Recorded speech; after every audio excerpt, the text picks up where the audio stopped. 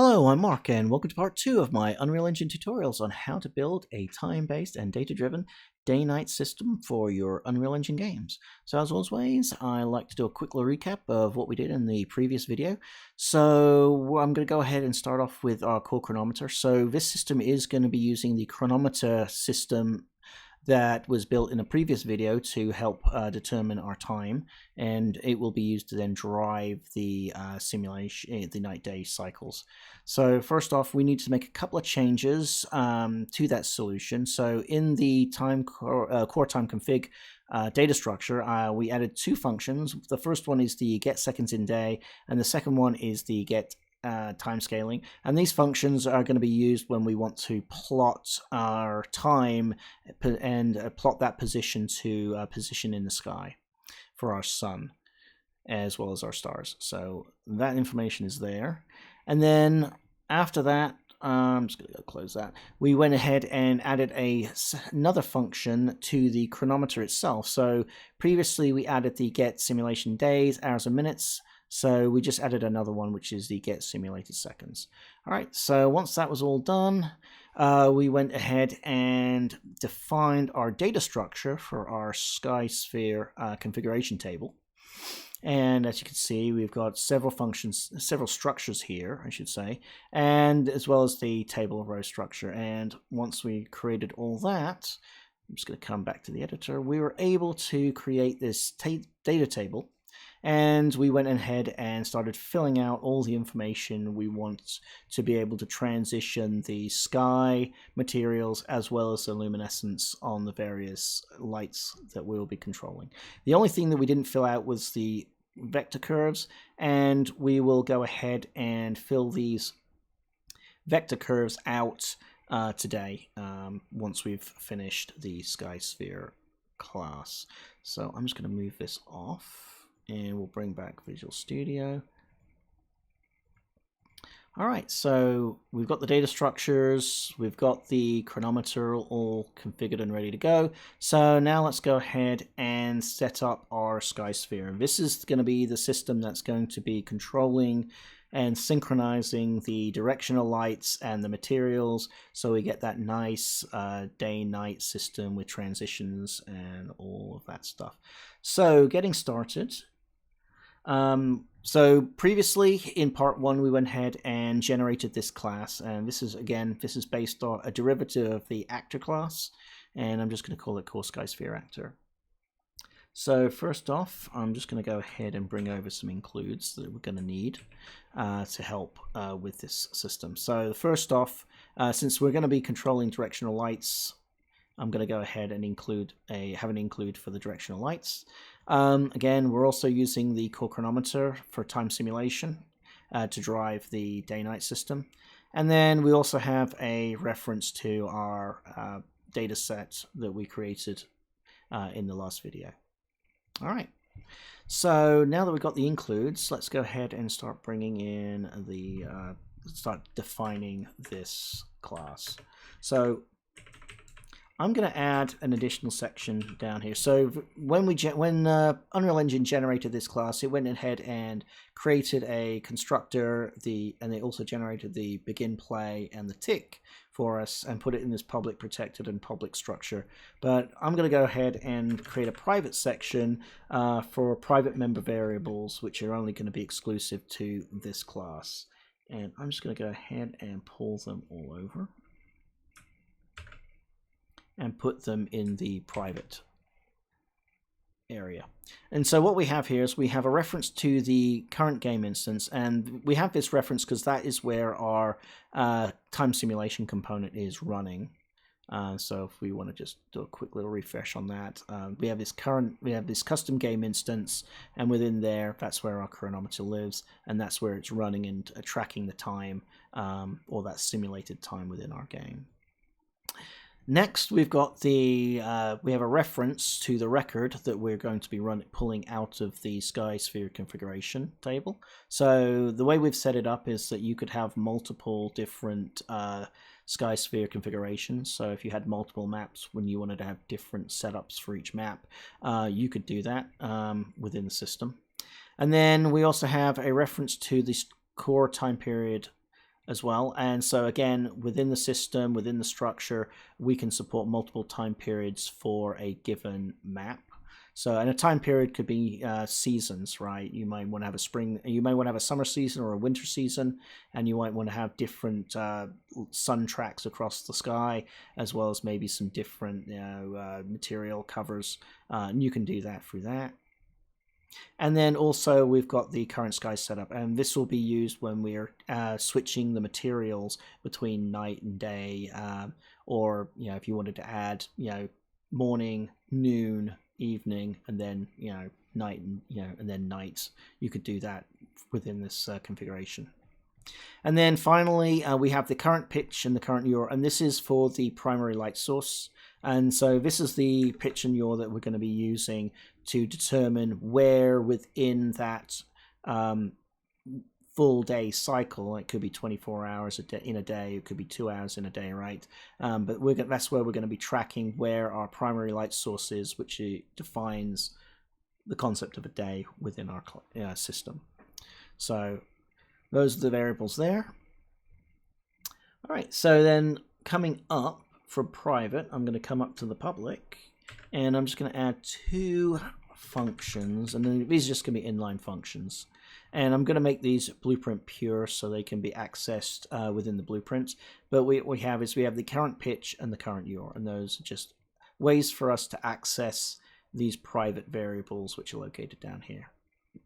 And it's pretty simple, and they're constants, so they're read-only from these functions. All right, so now that we've got all of that, let's go ahead and define all the other variables and functions that we need to generate and drive our day-night cycles. So coming up to the protected, I'm just going to bring in all the properties first. So under properties, okay. So under properties, again, I've got my debugging variable. This allows me to turn debugging on and off from the blueprint.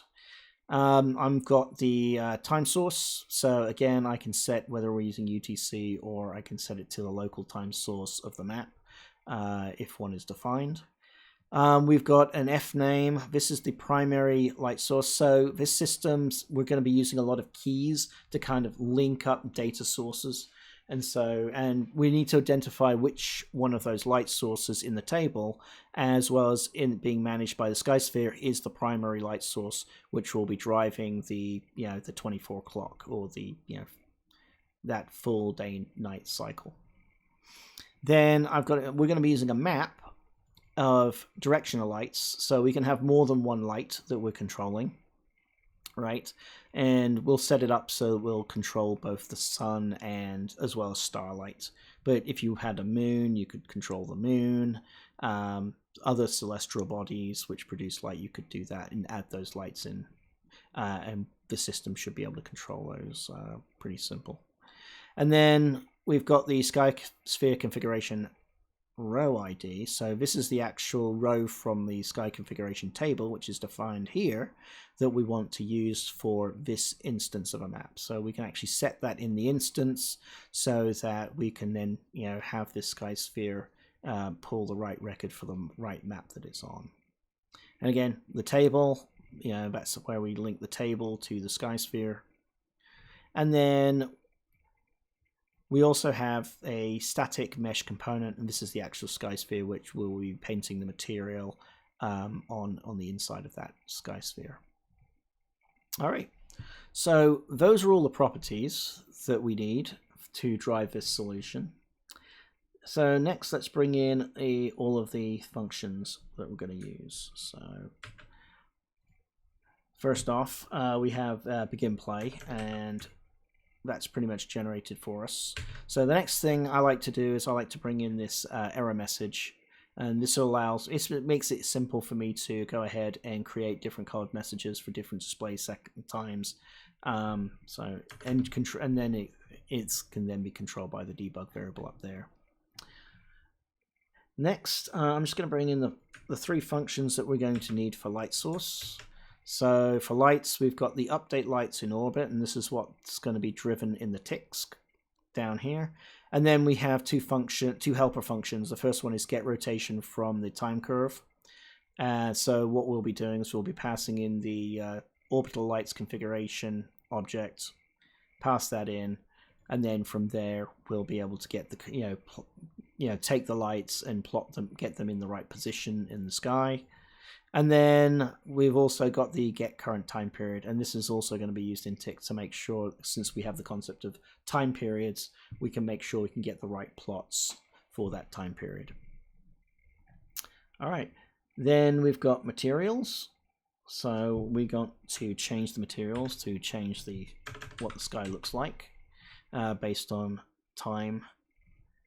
And so again, update sky materials. This will be in the tick, and then this is the function to find the next sky material. Pretty simple. And then finally, I've got two little helper functions, which are the is within pitch angle, and then we've got the is within yaw angle. And again, since we're doing a lot of pitch and yaw checks, I decided to just go ahead and write two little functions to help manage that for us. All right, so now that we've got this all set up, let's go ahead and move to the implementation. So I'm going to start off with let's start off with the constructor, begin, play, and tick, and then once we've got that defined, we'll come back and go ahead and stub out the others functions. So when it comes to the constructor, we want tick enabled, so we'll leave that as true. And then I'm going to copy this. All right, so first off, we want to make sure that we have a static component in there that we can put our attach our sky sphere to. So I'm just going ahead and we created one, and this is just instantiating it. And then I'm going to set that component as the root component of this actor. So that's all we're going to do for the constructor. Moving down to begin play, I'm just going to go bring this code over.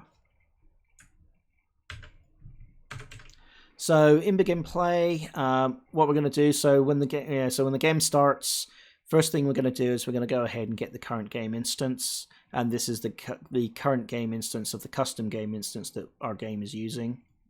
And then next we're going to check to make sure that we have a data table hooked up. If we don't, then we'll display this message here, and we don't want it to continue. Otherwise, if we do have a data table, then we're going to check to make sure that we have a record, which is in the SkySphere config row ID. As long as that's not none, we can then go ahead and find the actual record that we're going to be using to drive our SkySphere solution. And that's what's done here. So again, there's the table, find row. And that's the object, that's the structure that the row is defined as coming back. And then there's the ID. And that will then put that into this pointer here. And we'll be then using this to pull all the information, all the rest of the information we need. All right, so that's begin play, pretty simple. And then finally, we're going to move down to the tick. So this is what's actually going to be driving it per frame.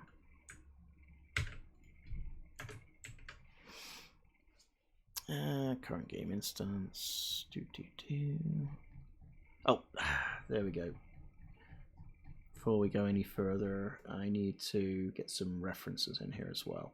So I'm just going to go and bring all the includes in. So since we're using a custom game instance, I need to reference it there.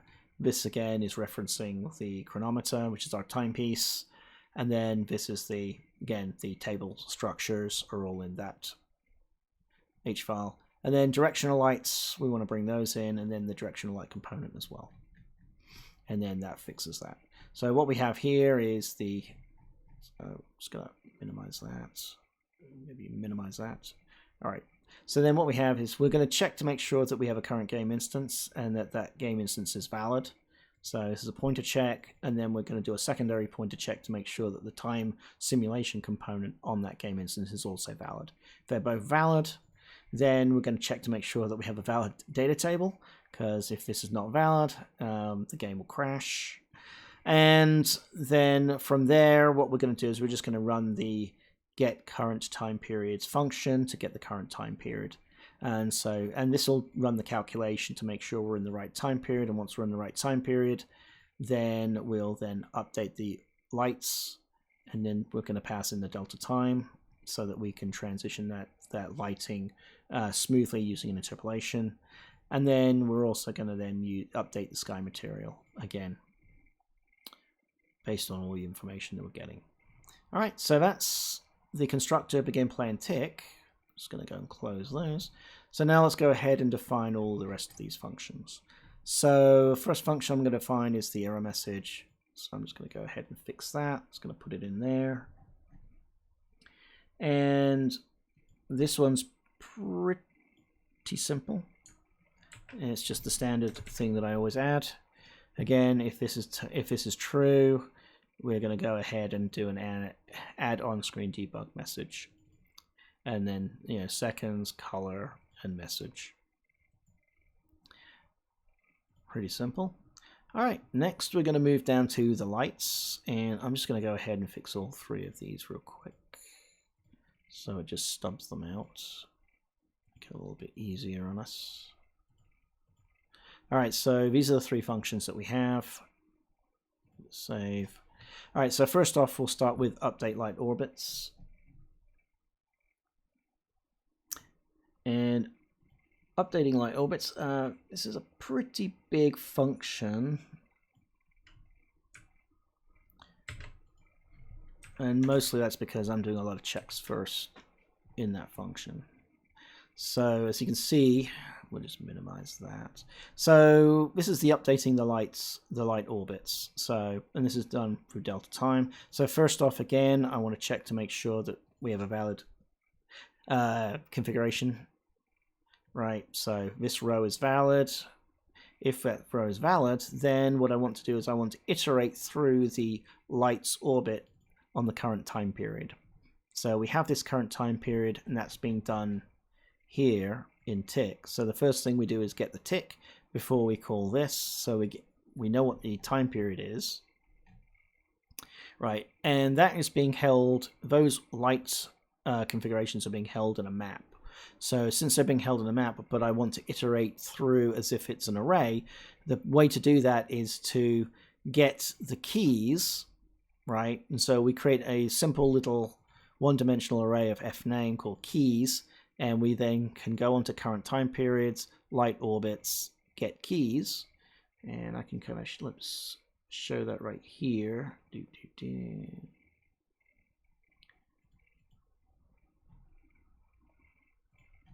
So there it is, tmap. There's the key, and that's what we're looking for in that position there. So get the keys, and then we can do a for each on the keys. So for each in the keys, I'm going to pull back the key, and then what I'm going to do is I'm going to say go into the current time period and then find that thing on that key, and that's going to bring that current orbit config that we're looking for, and it's going to bring it back as a pointer. So then we'll do a validation. So if I put the key in and it didn't find it in that table, right, then this would come back null, which means this wouldn't execute. So we're just doing a quick little null check. It should find it. So once it's found, we then want to get the rotation. So get rotation from time curve, and we will define this right next. But we're just going to go right through this function first. And that is the current orbit configuration. So again, once we find the current orbit, we're going to pass this in, and then this will give us the rotation. And this is going to give us the yaw and the pitch of where that light should be in the sky. Then I'm going to check to see if this key is the primary light source. If it is the primary light source, then we're going to update the current pitch and the current yaw angle. So I'm going to take rotation, pitch, rotation, yaw, and just update those values. And then I've just got some little error messages there, just so I know what they are when I'm kind of debugging. And then once we've done that, then we're going to go into the orbital lights, and this list is a tmap that is here. So these are all the orbital lights that we take from the environment and put them into the actor. And we will then, again, making sure the keys all line up. And if the keys line up, then we'll be able to find that light, okay, by that reference. And then what we will do is we'll then set the actor's rotation based on the rotation coming back here. And then we just set the teleport type to none. And then that will just set the light. And so this just resets the position of the light each time we come through the loop. You could use delta time, the delta rotation. I chose to use this because if you're working with very small movements, you could end up with some complications and some weird wackiness in how it moves it. But by using this, it gives me a constant feel all the time. So, and that's kind of why I use that. Especially when you're dealing with very small numbers or very small differences in pitch and yaw. So that's what we're using. We're using that, and again, that's a pointer. So we use pointer notation to access that function. And then we do another for loop through the luminescence this time. And this is where I'm going to get the angle. So I'm just going to call this angle, give it a different name from L for light. And then what we're going to do is we're going to check the pitch and check the OR of the angle in that coming from this with the current position of where the actual primary light source is. So this is always going to be checked against the primary. And then from there, what we're going to do is we're going to say, if we find what we're looking for, we're going to then run the interpolation to change the intensity of the light to what the target is, which is in the record. And there's our custom interpolation, our custom lux, and intensity. And if we kind of go back to this guy, that should map up to this right here. So there's our range, and then there's the lux, and there's the interpolation right there. All right, so, and then once we find our light source and we find the range that we want to be in, we'll do it once and then we'll break. So if there's more in there and we find it, we don't need to keep iterating through that loop, through that list. All right, so that's the update light orbits. So next up is the get rotation from time curve. So this is where we're going to go ahead and take a look at, we're going to take the time, create the time scale, right, and then plot that against the vector curve to get the position of where we want our light to be in the sky. So I'm just going to bring this over.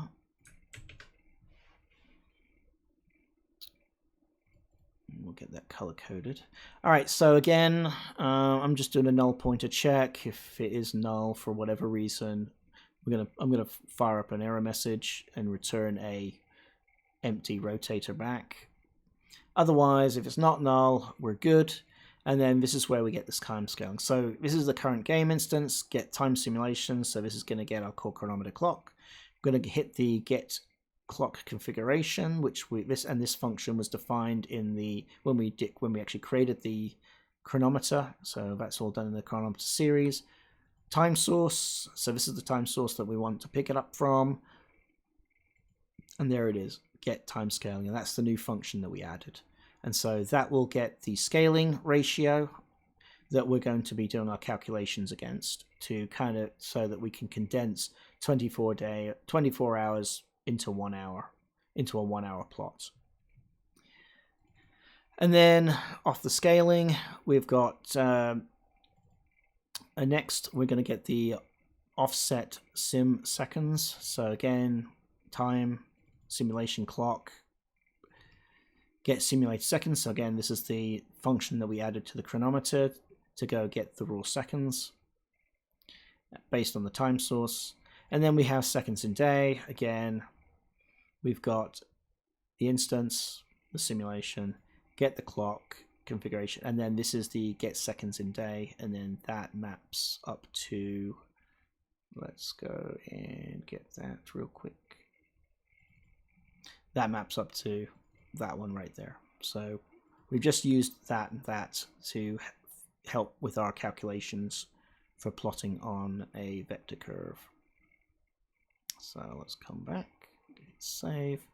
So once we have these variables created, we're going to go, next I need a empty vector. Then I'm going to check to see that we actually have a vector curve attached to this record, right? And we'll create that. We're going to create these vector curves later in this tutorial when we get to actually doing the configuration. But that's where. So we do a check to make sure that it's not null. As long as we have a vector in there, we can then go ahead and make our calculations to get the yaw on the pitch. And to do that, again, we've got two ways of doing it, and this is just based off: are we in the first day, or are we in day +1? So day +1 is going to be using this calculation, where we'll take the sim offset and do a mode to get the remainder, and then we multiply the scale times the remainder. Otherwise, if it's still within the first day of our game, or simulated day of our game, right, then we'll just take the offset as is and multiply that by the scale. And then that will go into the get vector value. Okay, and then once we get this back, then we need to take this vector and map it into a rotator. So our rotator is pitch, yaw, and roll, while location is Y, Z, and X. We're not using the X, or I'm not using the X. So I'm actually going to be using Y for pitch, and I'm going to be using Z for yaw. So that's how that's going to line up. And so when we set that all up, that should then give us the angle that we need to put into that rotator, and then we pass that rotator back, and that is getting passed back right here for all of this stuff. All right, so that is the get rotation from time curve. And then the last thing I'm going to do is get the current time periods, which is the first thing we do here before we go and update the orbits in the sky material.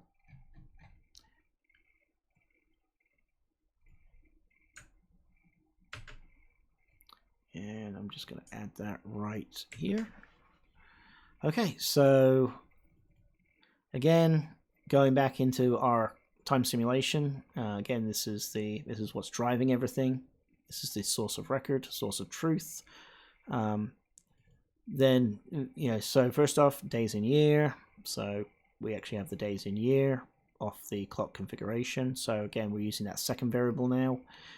So we're both using hours in day and then days in year. And then this will allow us to figure out, based on the number of time periods, which time period we're in. And then again, current day, and that's coming off the get simulated days. And this function was defined when we in the world clock series, in the simulated timepiece series that I did previously. And so that will get the current day. So what we do is we check to see if the current day is less than or equal to. If we're in this situation, then we're still in the first day of the first year. We're in the first year of the game. Versus if suddenly the game goes into year +1. Right, so you've got a really popular game, people keep playing it and playing it and playing it, and you've got lots of DLC content, then that's when we have to go into the mod day, because now we're +1 into that time simulation. All right, so that should take care of that. So that's everything lights. So we've got all that set up, so let's work on the materials. So update sky materials, so I'm just going to say fix. And I'm just going to come back and I'll fix this one too as well. Hit save. All right, so for that one, let me just go get the code from the other solution.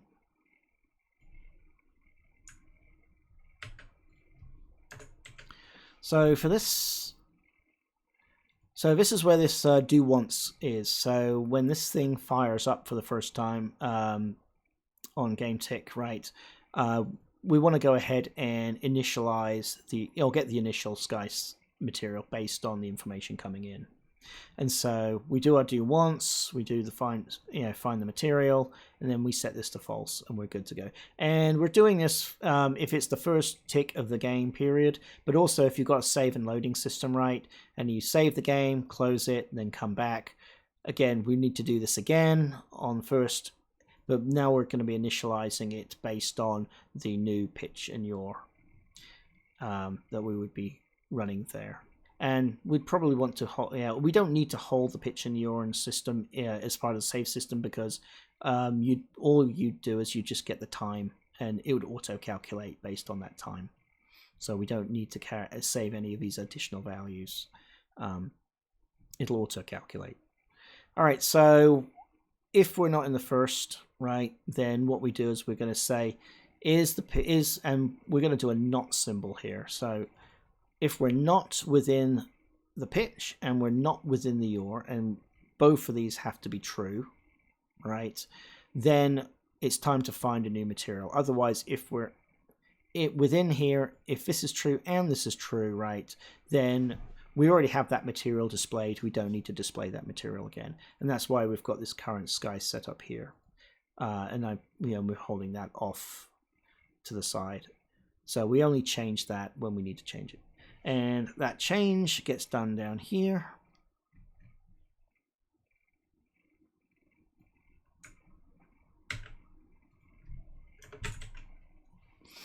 And here it is. So let's just go and do this real quick. Again, I'm doing a table check, and then I'm also going to do a primary light source check to make sure that these two values are there. And then off there, we've got the core sky config, and this is the time period. So now we're actually pulling, if we come into, not there. So now we're pulling this data structure here, okay, which is our configurations for our materials, right? And so we're pulling that information. So we're going to find that based on the pitch angle and the yaw angle. So if we're within the pitch and we're within the yaw, right, then this is the material we want to use. So again, we're just doing a for each. We find it, we set it. We're also going to go ahead and set the current sky setup to this. So we hold this off to the side, and then we'll go ahead and iterate through the materials list, setting the materials at their element index. And that's how we do that, setting the materials on the sky sphere within C++. All right, and then lastly, we have two more little functions. I'm just going to go pull these up real quick. And these are just little help. These are our little pitch and yaw check functions. So I'm just going to copy this and put this over here. I'm just going to copy this and put this over here. All right, and pretty simple. Again, pitch angle. This is the current angle that we've got in the this is our private variable current, and then we're just doing a min max, and then same with this. We just do a min max, and we're good to go. All right, so I'm just gonna go and shrink this all up real quick, and make sure that's there. That looks good. All right, so if we've got everything over here and wired up right, we should be able to go ahead and compile this in the editor.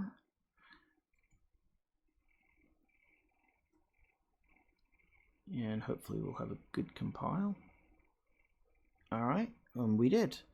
Cool. So now that we've got that actor created, let's go ahead and turn that into a blueprint and add that into this environment right here. So to do that, I'm just going to come up to content, I'm going to go to blueprints, and I'm going to just right click, go to blueprint class, and under all classes, I'm just going to go ahead and search for our new actor. So that's called core sky sphere actor. We're just going to go grab that, hit select, and then I'm just going to say BP underscore sky sphere. All right, and that's everything. So now we have a sky sphere that we've got here. I'm just going to go ahead and save this. So the only thing that I'm going to do a couple of things. So first off, we definitely need to make sure that we're setting up our sky sphere. So in the blueprint, we're just going to find sm_sky sphere, and I think that it's this one. I think, or is it the other one?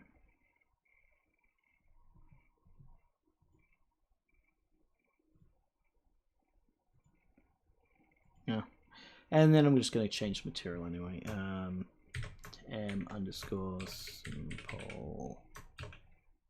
sky dome. All right, so that's our simple sky dome. And then let's go ahead and set this to, I'm just going to default this all to 400 because that's what the maps are currently using.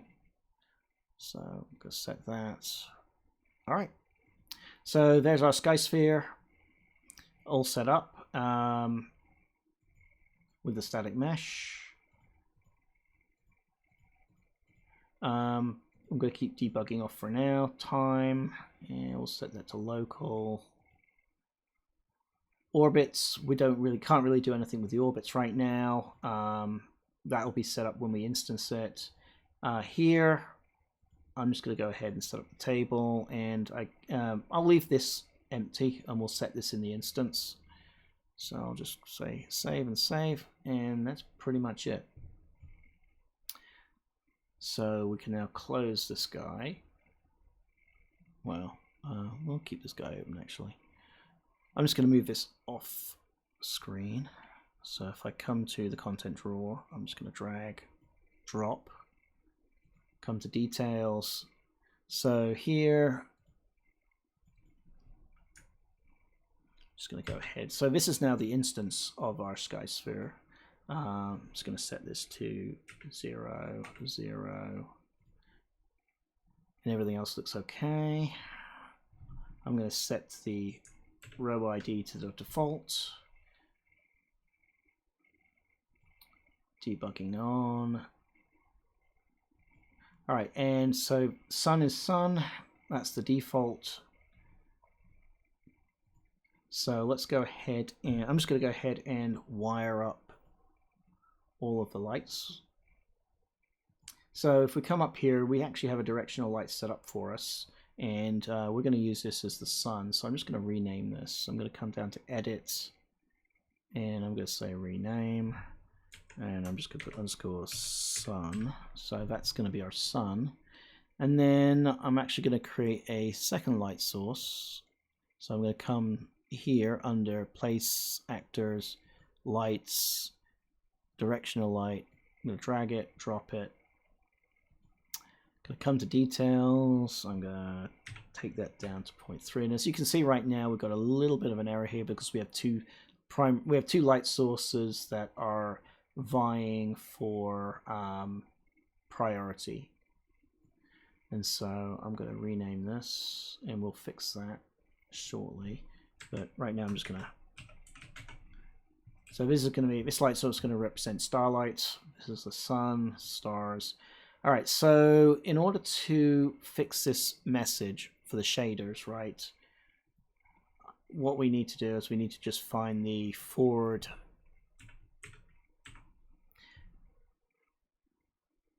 shading priority right here, and see as it's set to 0. I'm just going to set that to 1. So the priority system works. 0 is the highest priority, 1, 2, 3, 4, 5, or n, right? So you can set your priority. So sun is always going to be 0, and this light source is always going to be 1. I'm then going to set that to 0, set that to 0, and let's set that to 0. And that way it's all lined up there. Up that corner. Okay.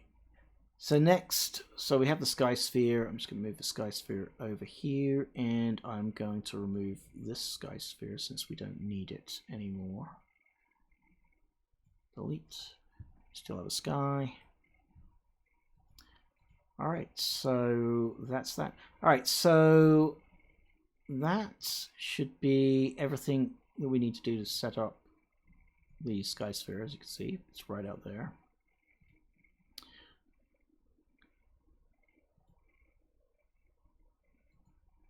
And let me just clear that. Again, local time, sun. All right, so now we can actually map our lights. So again, this is a map. So the first one is going to be sun. So we need to make sure that the keys all line up. So that key lines up with this key, which needs to then line up with this key over here. Just make this a little bit smaller. Come back to details. And then I'm going to add the stars. So for that one, I just need to make sure that that key maps to the same key in the data table. So that's stars. So sunlight, there it is. Starlight, there it is. And let's see. Yep. So let's go ahead and save all this. And I think I just want to do one more thing. Scale's fine. I'm just going to make this negative 90. So negative means it's facing down from up top. So okay, so that is everything that we need set up. All right, so now that we've got all of this set up, the only last thing we need to do is actually set up our curves. So to do that, I'm just going to bring our editor over here. So to set up a curve, set up a vector curve, what we're going to do is we're just going to go into the content drawer, and I'm going to create a new folder called curves.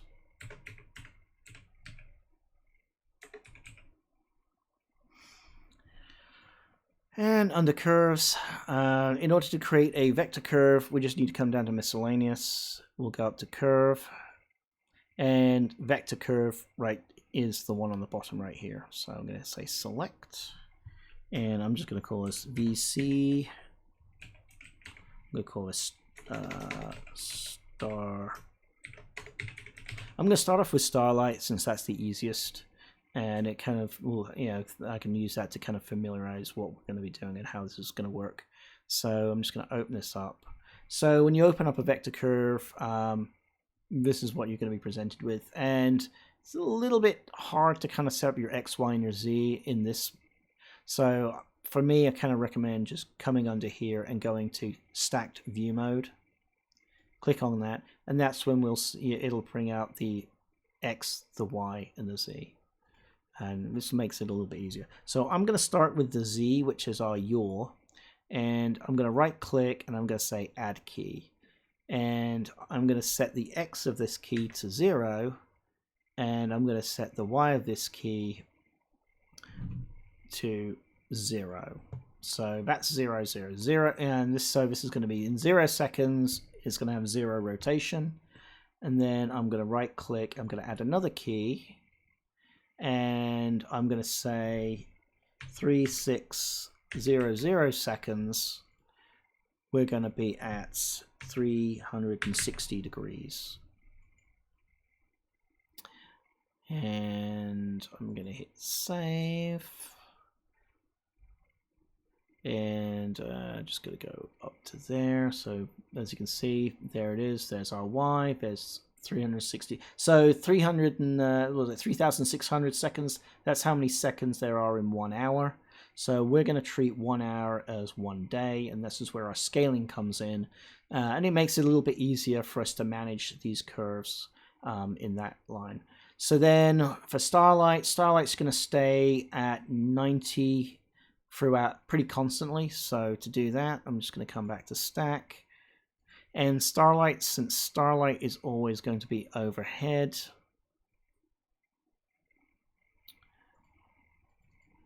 I'm going to right click and say add key. So at 0, and this is going to be -90. And I'm going to add another key here. And this is going to be 3600. And that's also going to be -90. So again, Starlight's kind of boring. It's just, you know, I could, if you wanted to, you could try and shimmer this line a little bit. But again, it's pretty much going to be constantly overhead. A little bit boring curve, but it's a good way to kind of get started in familiarizing yourself with the curves. So there it is. So the red line, this is kind of like 0, 0. This is kind of like our horizon. This is directly overhead. And then this is, you know, between 0 and 360-degree rotation. All right, so that is Starlight. So next, I want to then create our sun orbit. So to do that, I'm just going to go ahead and duplicate, and I'm just going to call this what, EQ sun. Yeah, we'll call it EQ sun. All right, so for this one, open it up. So make sure we're in EQ sun. I'm just going to, yep. All right, so this one, we're going to keep the Z because it's still going to go between 0 and 360, but I'm actually going to change our Y orbit. So here, I'm going to change this. So I don't want our sun to go all the way up to 90. I'm actually going to have our sun on this key start off at, and this is actually going to start off at midnight. So at midnight, our sun is going to be behind the map. So I'm going to have 66.5. And I'm also going to have, and this is also midnight. And so this is also going to be 66.5. So it's kind of in opposite to the starlight. And then here is midday, right? So midday is 1, 8. No, it's like 1, 8, come on, 1800, right? So at 1,800 seconds into an hour, that's going to be our midday. And here, all I'm going to do is I'm just going to say, make that negative. So that's going to put our sun at noon at the highest peak in the rotation. So from here, it's going to transition through, it's going to come up, and then it's going to come down. And so if I move this back into our absolute view, and we use the red line as kind of our horizon, right? So here's 270. That's, so we have 12 hours of day, 12 hours of night, and our day segment is here, and our night segment is between here and here, and here and here. And that's kind of why I set up the materials the way I set it up, as well as the luminescence. So we have morning, night, evening, night, and then we have the daytime here. So this curve is kind of linear, so we can kind of make this a little bit more tangential. So I'm just going to come over and use going to change the interpolation there.